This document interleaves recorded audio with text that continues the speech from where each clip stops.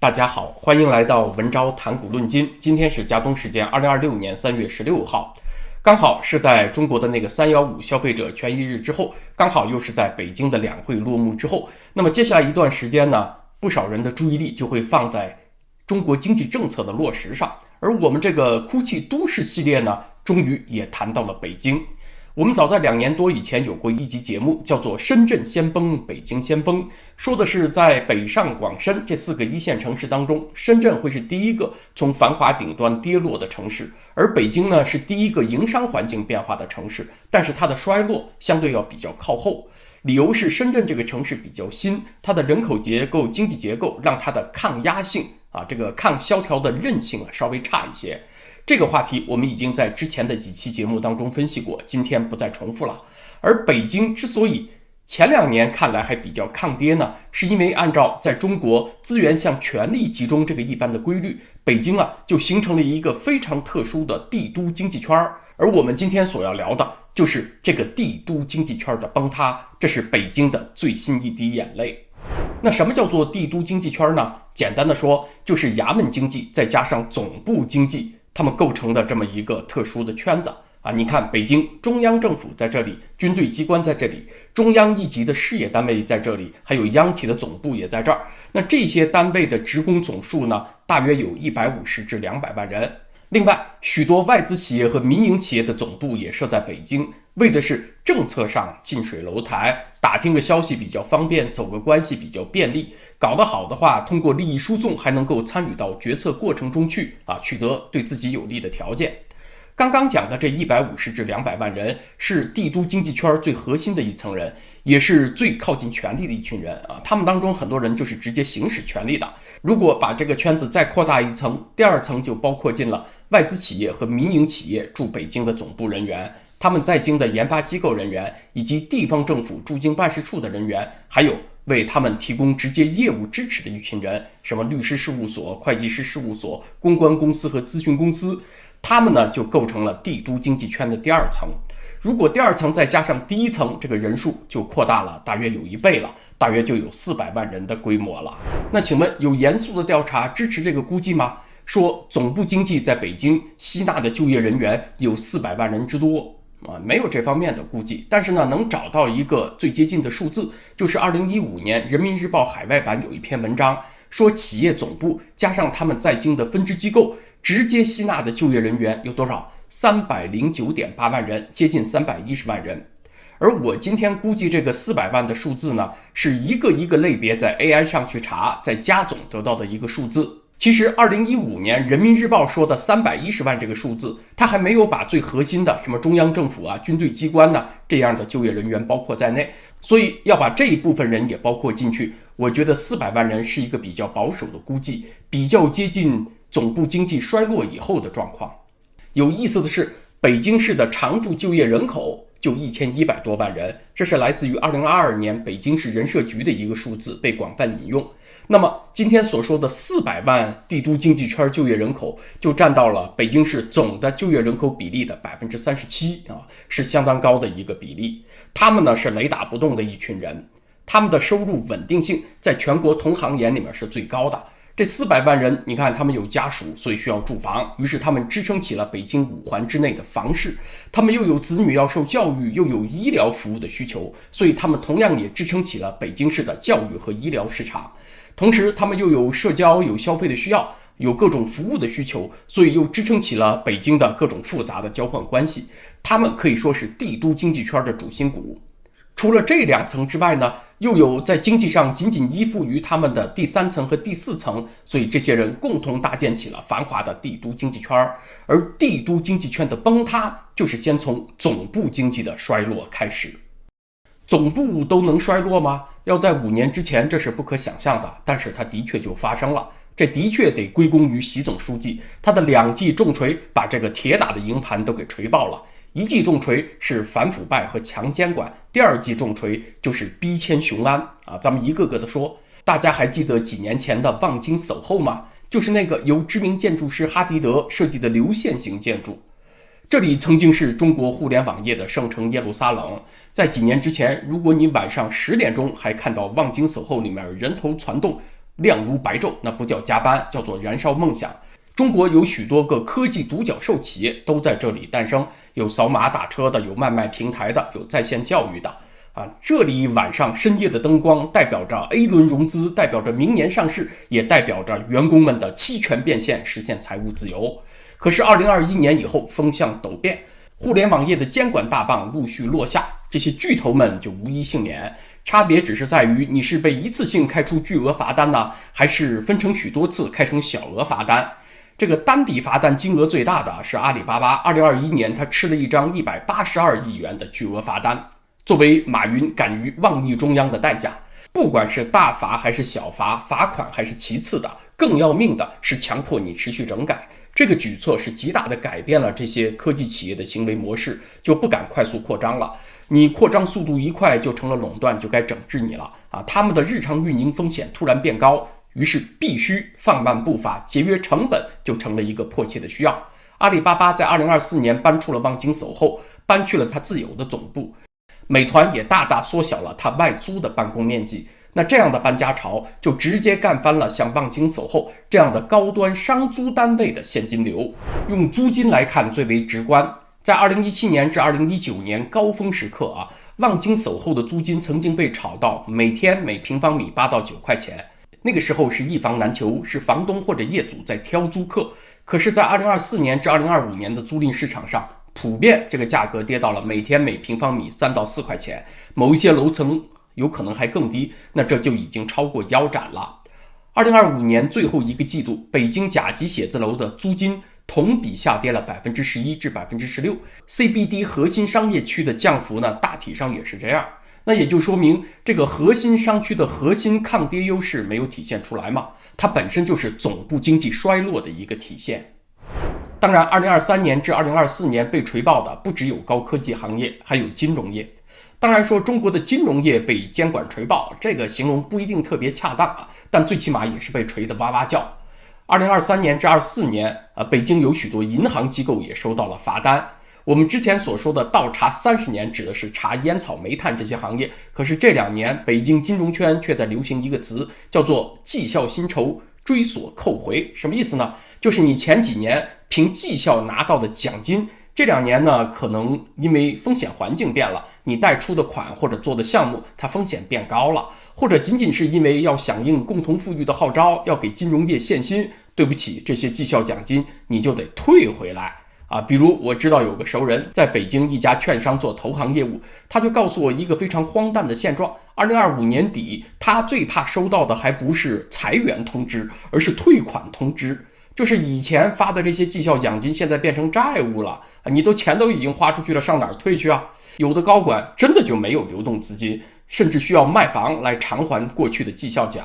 那你說上哪兒說理去啊？那也沒辦法，所以今後拿到的績效獎金都不敢花都得放在手上存着，萬一以後又讓你退怎麼辦呢？那這就標誌着北京高級職業人士這個階層的人，他們過去心中的一個遊戲規則改變了。他們過去認為努力和回報之間是有確定因果關係的，我做出了績效就應該拿到這麼多獎金嗎？我一直不認為在中國有這種確定性但是在北京工作的我的同齡人又做到了職業經理這樣階層的人，他們真心認為有這種確定性，而且他們認為中國已經進步了，已經是一個契約社會了，何況北京還是首善之區呢？現在他們知道了，那契約你個頭到手的錢都不一定是你的。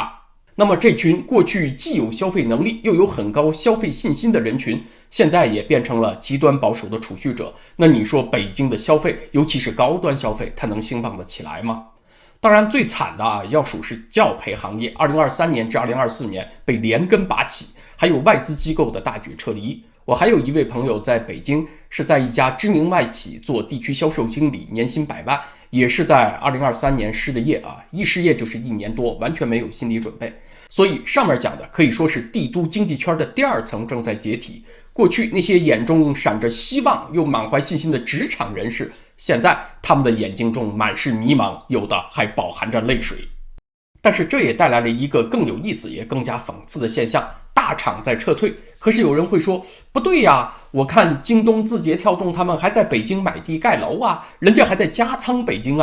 其實他們說的是真的，某些巨頭確實仍然在北京買地蓋樓，不過他們哪兒買的是樓啊？他們交的是一筆政治保險費。他們在北京持有重資產，是為了向全力展示，看看啊，我還是把根留在這兒的。其實相當於是買一張合規的良民證。如果他公然敢背對着權力啊，那收拾你更加沒有商量了。本来就懷疑你不忠誠的。但是你去看看這些巨頭們，他們的業務增長點現在在哪兒啊？他們最有活力的部分是在出海的這些業務上，在抖音就是 TikTok， 在拼多多就是 Temu， 他們的核心管理团队也早就放在了新加坡或者分散在了全球。至于说人力比较集中的，需要降低成本的团队，像什麼負責電商運營和審核內容的团隊，也不是放在北京、上海了，而是大批放在了武漢、成都、長沙這樣的二線城市。真正搞研發的比較精英的團隊呢，在中國啊，很多是去了深圳和長三角。那你再看看他們留在北京的是什麼部門呢？是 GR 政府關係部門，是某一些總部的職能部門，總之是負責寫報告、搞合規、應付監管的團隊。那這就是北京總部經濟衰落在這些科技巨頭們身上的體現。他們的身體被綁在了帝都，可是他們的靈魂和利潤早已經飄向了遠方。那請問走了幾家企業的總部有什麼了不起的嗎？要知道總部在哪裡，稅就在哪裡報啊，還有很多個稅和社保也是在這裡交，而且還連帶着成千上萬的中層骨幹。那麼這群人是北京房地產和中高端市場的主力軍。當這部分人隨着總部的搬遷或者隨着業務的轉移離開北京了，那北京失去的就是雄厚的消費基礎。不知道有多少人聽說過北京朝陽區僑福芳草地曾經有一家頂級意大利餐廳，叫做 Opera Bombana， 它是北京的一家傳奇米其林餐廳，每人一餐的消費啊是在3000元人民幣以上。在過去10年間，這裡曾經是科技公司慶祝上市的香檳池，也是許多資本大佬商談上億項目的秘密會所。在它最火的時候，提前2個星期都不一定訂得到位置，還得動用一點關係。可是在2024年，這家頂級餐廳卻悄無聲息地倒下了，沒有什麼告別儀式，也沒有什麼宣告，只有一張貼在門口的冰冷的告示。除了 Opera Bombana 這樣的餐廳之外，北京還有一些高檔餐廳，人均消費1500元人民幣以上，這樣的餐廳在北京有300多家。但是從2024年以來，有人去數了一下啊，倒閉的就有100多家。這其實是中國整個餐飲業寒冬的一部分。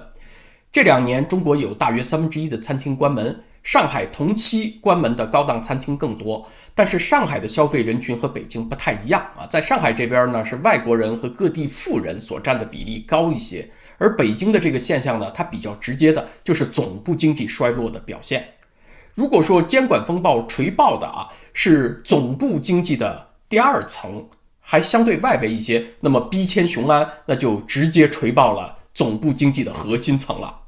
雄安新區負責舒緩北京的非首都職能，所以中央政府的各個部委還有軍隊機關，他們是不會搬去雄安的。至於中央事業單位和央企的總部會不會搬去雄安呢？這就得看，標準是要看它是不是負擔有首都職能。像幾大國有商業銀行的總部，還有政策性銀行的總部，他們不會搬去雄安，但是另一些央企的總部會去。還有一些央企呢，雖然總部不會去，但是2級子公司還有一些分支機構會搬去雄安。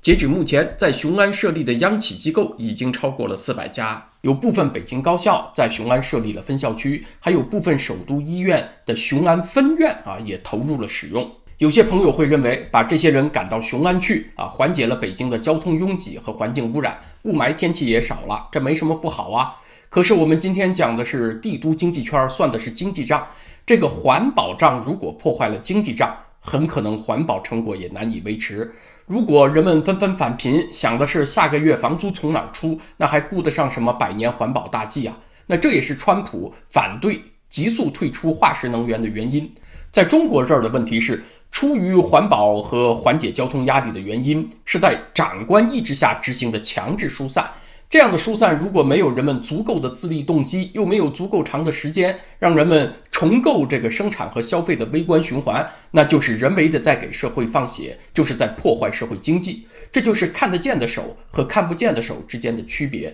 那這樣你那點環保收益放在比較長的時間段來衡量，也是得不償失的。讀過亞當·斯密《國富論》的朋友都會理解這一點。有一个長期被忽略的事實，一所大學它的經濟體量就相當於一座小型城市。目前北京已經有4所雙一流大學啟動了在雄安的校區，分別是北京交通大學、北京科技大學、北京林業大學和北京地質大學。這樣的一所大學動輒就有2-3萬學生，這群人平時是支撐起了海淀和昌平的餐飲業、文娛業、奶茶店和周邊的小商圈。再加上每年的開學季有家長的來訪，又帶動了酒店和交通。那這些學生的消費從今以後將會分批向雄安轉移，你就會看到什麼五道口、學院路這些地方的人氣沒有那麼旺了，小店的生意也沒有以前好做了。根據教育部的公開規劃，北京這4所雙一流高校，他們的雄安校區計劃要容納超過6萬人。就在剛剛過去的2025年開學季他們的一期校園已經正式啟用了，首批大概1.5萬名學生，再加上一些教職人員，已經物理性的搬遷到雄安去了。另外一個要搬的大件就是醫院。近年來，像北京宣武、協和這些頂級3甲醫院也紛紛在雄安開設分院。目前官方的戰略是北京仍然保留疑難病和科研的高地，複雜的手術也在北京做，但是日常的診療和一部分住院呢，則是分流到雄安去。當然，這對於緩解北京大醫院的就診壓力有一定好處，但是我們今天算的是經濟賬。來北京看病的外地病人少了，那麼當然為他們還有為他們的家人提供食宿、提供種種生活服務的經濟圈也被擠癟了。這件事也是正在發生中的。最有代表性的一個例子就是雄安宣武醫院，這是北京市向雄安第一個交鑰匙的項目。根據官方數據截止到2025年，雄安宣武醫院的門診數量已經累計突破了26萬人次，最高一天的門診接待數是2000人次。那當然，隨着這一部分人流產生的經濟收入也從北京剝離出去了。接下來，隨着一些新的工程完工，比如北京大學人民醫院的雄安院區，還有雄安協和醫院，他們陸續完工，估計有一部分複雜的手術也會在雄安的院區做。那麼北京大醫院今後幹什麼呢？也就會更加關注於首都功能為領導服務。所以普通人想在北京大醫院一窺這個領導幹部的待遇，這事兒是越來越難了。同時，北京的醫院經濟圈也會再被多擠癟出幾個坑來。當然，央企和中央事業單位的員工被遷去了雄安，他們心裡是抵制的，他們的家人、子女、社交圈全都在北京，那你說能去的心甘情願嗎？所以為了逼遷，官方軟的硬的兩手都有。軟的呢，就是為了安撫這群人，特意推出了戶口保留在北京、子女在北京參加高考這些政策。所以呢，大家應該聽明白了潛台詞，也就等於呢，官方默認了人去心不去的這種雙城模式。但是另外也有比較強迫的一手，比如有內部人士透露那些遷去雄安的單位，為了完成後續考核的疏解 KPI， 很多單位就制定了硬性的考核指標，比如要求中層幹部你每周至少要有4天在雄安打卡。普通員工如果要保留在北京的戶口，也必須保持一半的工作時間以上待在雄安得物理在場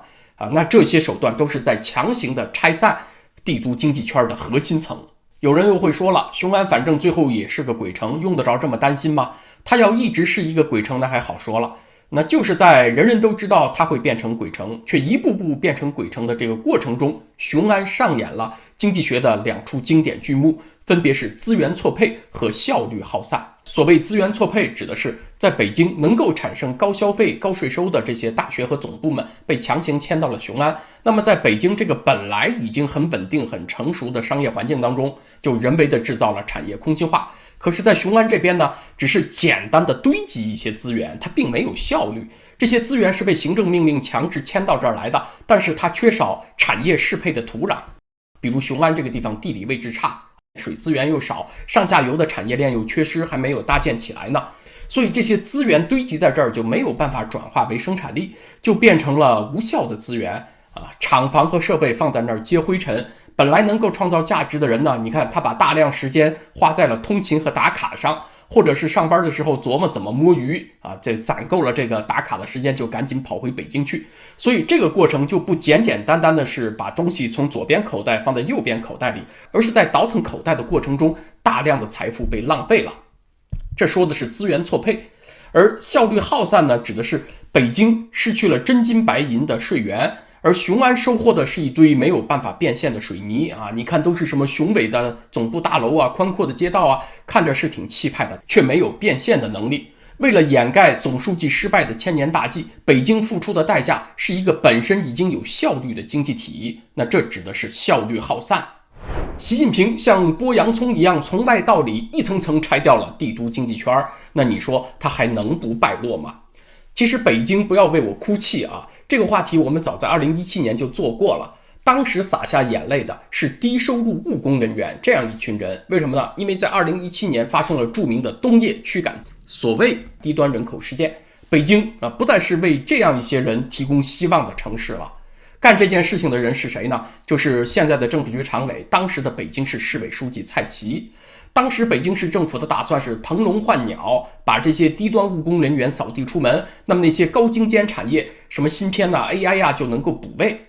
但是沒想到發生的是另外一出，就是這些硬核的高科技企業呢，他們是資本密集型，他們並不提供大規模的就業。根據統計部門自己承認的数据北京在2024年至2025年16至24歲的青年有好幾個月失業率是達到了18%以上。為什麼呢？就是因為能夠吸納那些大學應屆畢業生、青年勞動力的互聯網平台行業被锤爆了，教培行業也被填平了。那這就是北京就業市場近2年的狀況，低端早就被掃出去了，高端門檻太高，創造的就業崗位非常有限，而中端在大量失去，這就是讓許多人落淚的一個現實。